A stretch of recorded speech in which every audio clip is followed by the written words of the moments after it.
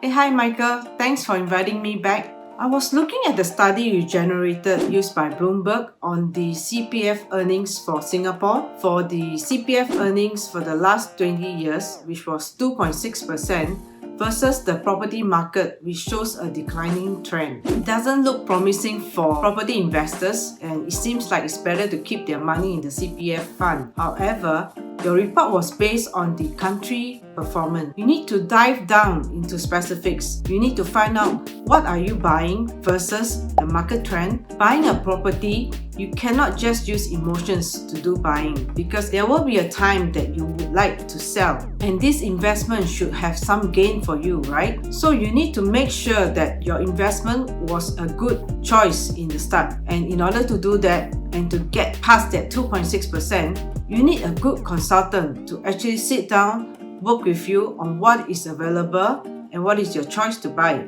and what is the future gains. And if you ask me, I will tell you, find a good consultant that can sniff out those little gems of opportunities that will actually increase your investment gains in future. Please call me. I'm always available for discussion. Firstly, let's have a look at the 90 percentile annualized return. Obviously, they are always the top 10 performance that can achieve 5.25%, and that will be double the return of the CPF. For illustration purpose, I'm looking at 3 popular districts, which is District 1, 3, and 10. Based on the 90% percentile annualized return of these 3 districts, you can see that District 10 achieved 5.25%, followed by District 3, 5.18%, and District 1 at 4.9%. Note that they are all at marginal differences.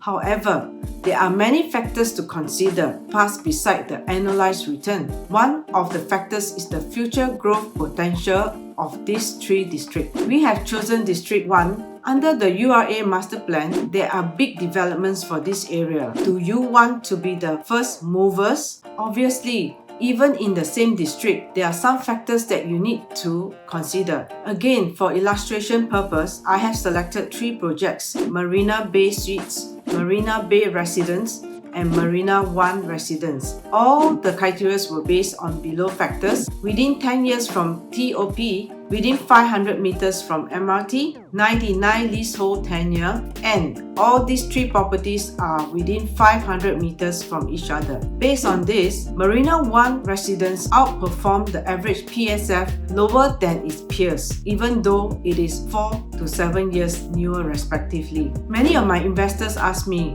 what is the key success to buy the right property? There is no such thing as a trick. There is no such thing as an emotion.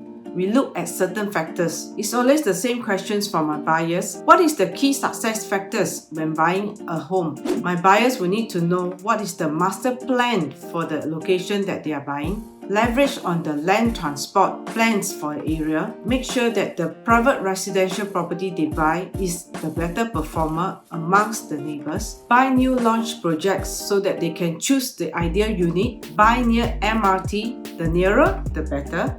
Buy near schools. Upside gain must be higher than the downside risk, and buy the right property for the right price.